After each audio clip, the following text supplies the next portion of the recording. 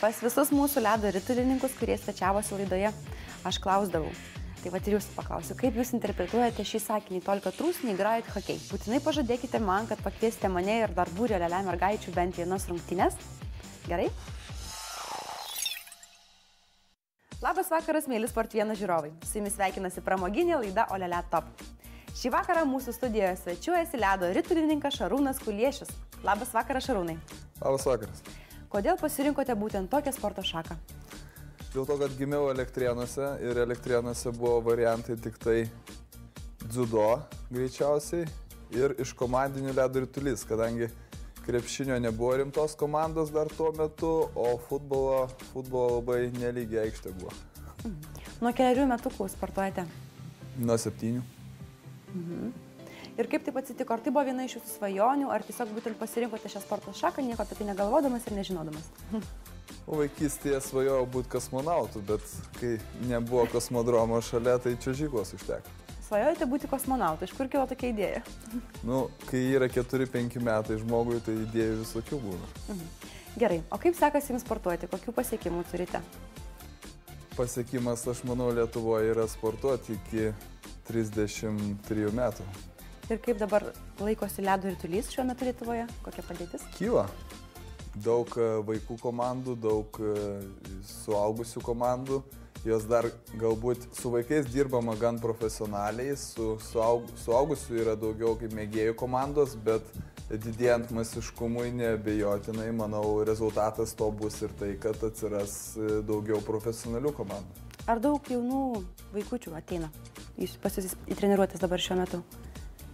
Aišku, mes kaip Elektrėnų Energija, tai mes jau suaugusiai atskirai treniruojamės, bet kiek teko kalbėti su žmonėm, kurie dirba Akropoliuose, ant Akropolio ledų, tai paskutiniu metu pagyvėjimas pastebimas labai didelis. Gerai, o jeigu norite sportuoti tokią sporto šaką, reikia turėti kažkokius papildomus duomenis, vis tiek reikia išmokti pirmiausia čiuožti, ar ne turbūt?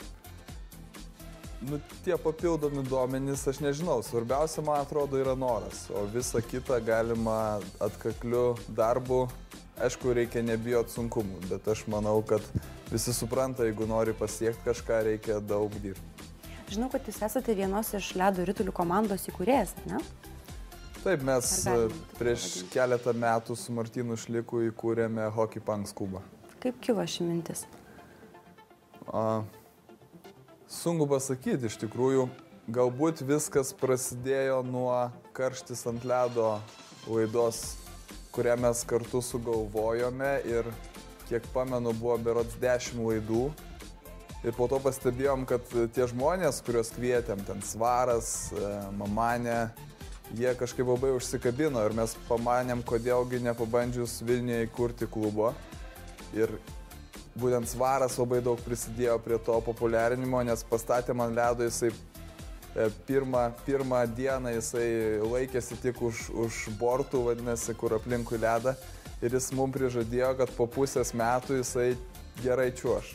Ir labai tuo rimtai užsiėmė ir galbūt tai buvo aplinkui tokie žmonės, kurie pritraukė kitus. Ir dabar matom Hockey Punks. Kartais per varžybas būna 25-30 žmonių, tai praktiškai turi daryti atranką. Visi negali žaisti vienu metu. Oho. O kiek laiko reikia mokytis, kad galėtum atsistoti ant ledo ir pradėti žaisti ledo ritulį? Jeigu aš dabar užsimanyčiau, ar jūs mane priimtumėte į komandą? Be abejo. Kai Anglijoje žaidžiau, mes turėjom tokį projektą su mokyklom Birmingemo. Ir vadinasi, atvesdavo mums treniruotis. Ledo ritulininkai treniruodavo vaikus, būtent ne ledo ritulio, o čiuožimo.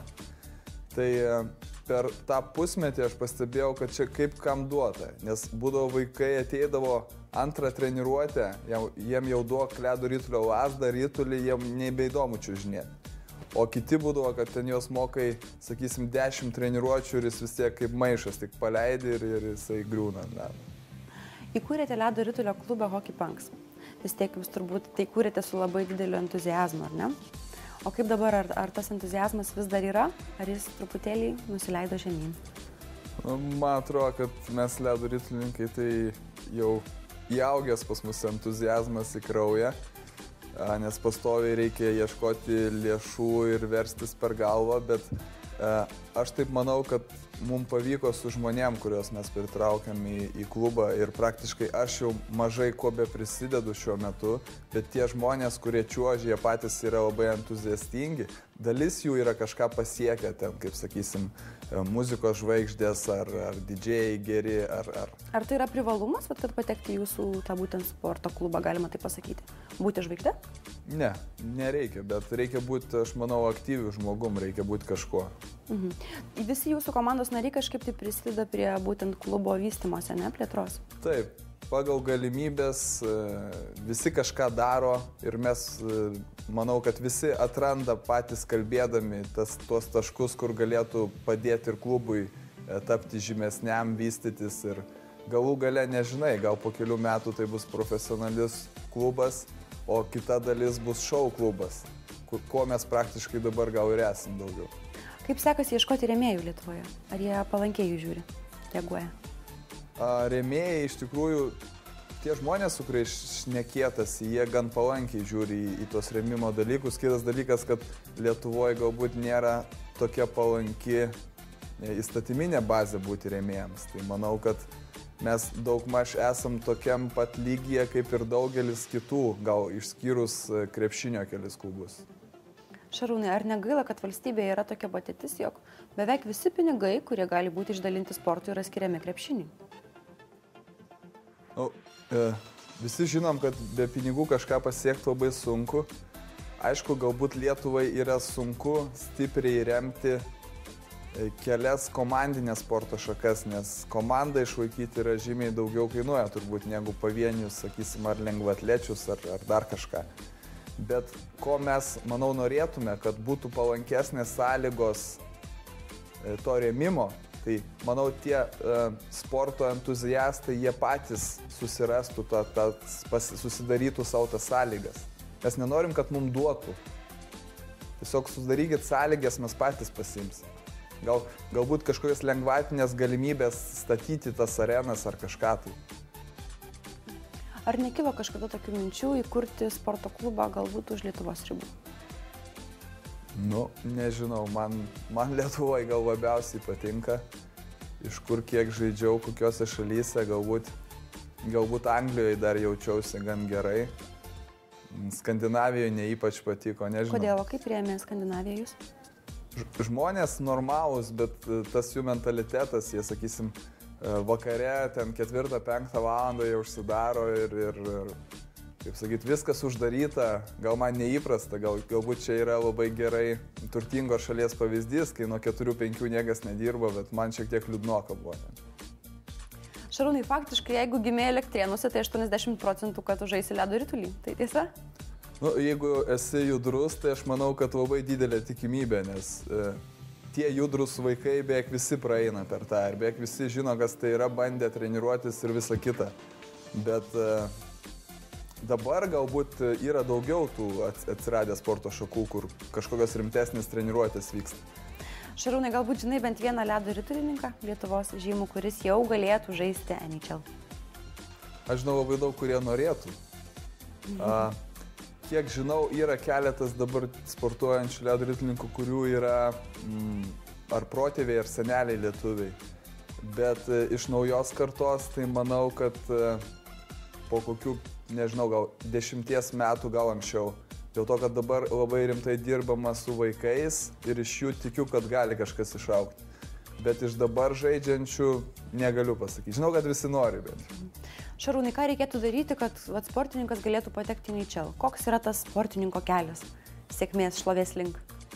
Visų pirma, tai kaip teko girdėti vienas žymus treneris sakė, kad tu turi labai daug dirbti ir tikėtis, kad galbūt tau kada nors pasiseks. Jeigu čia abstrakčiai kalbant apie tai, bet aišku, svarbus dalykas yra duomenys, nes Kanadoje žaidžiama mažesnėse aikštelėse, ten reikia būti labai greitam ir fiziškai stipriam. Tai sakysim, aukštesni žaidėjai, kaip Dainius, pavyzdžiui, Zubrus, jiem ten yra lengviau išgyventi negu mažiukam. Tai va, ir be abejo, tu turi rodyti ir savo meistriškumą ir talentą. Dėl to, kad tam, kad papulti į lygą, būnant ne kanadiečių, amerikiečių, tu turi būti geresnis už vietinius. Antraip, koks tikslas imti tai? Talento vis dėlto reikia šiame sporte. O Be abejo. ar jūs pastebite, kaip pastebite, vaikai ar ne, ateina sportuoti pas jūs, kaip jūs pastebite, kuris vaikas gali tą žaisti, kuris nelabai, kuris yra talentingas, o kuris net taip? Nu, talentam dažniausiai, jeigu paaiškini 1-2 kartus, jam jau 3 kartą sakyti nereikia. Jis jau pagauna, ką reikia daryti. Jeigu mažiau talentingi, tai turi kartoti. Ar yra tekę, kad nors vaikui pasakyti ne, kad tu netinki šiam sportui? Nu, aš visų pirma ne treneris, aš padėjau, mokiau čiuožti ir visą kitą. Tai su tokia situacija, ačiū Dievui, nesusidūriau, bet manau, kuomet dabar vis daugiau vaikų treniruojasi ir atsiranda atranka, tai manau, kad dabartiniai vaikų treneriai tikrai turi kai kam pasakyti ne. Šarūnai, pas visus mūsų ledo ritulininkus, kurie svečiavosi laidoje, aš klausdavau. Tai va ir jūsų paklausiu, kaip jūs interpretuojate šį sakinį, tolika trūsniai grajat hokei? Nežinau, ką pasakyti. Manau, kad sportas yra gan kietas, reikia būti gerai pasiruošus, bet tas azartas, manau, su kuriuo žmonės ateina žaisti tą žaidimą, jie nebegalvoja apie jokias baimės. Be baimiai? Manau, kad taip. Šarūnai, labai buvo malonu su jumis pasišnekėti, labai smagiai ir įdomiai pasikalbėjome. Būtinai pažadėkite man, kad pakviesite mane ir dar būrį lele mergaičių bent vienas rungtynes. Gerai? Būtinai. Reikia pasižiūrėti tvarkaraštį ir aš manau, kad galėtų būti geras reportažas Sporto 1 televizijai. Na, šį vakarą aš jau sakau jums sudie. Sėkmės. Ačiū, Omai.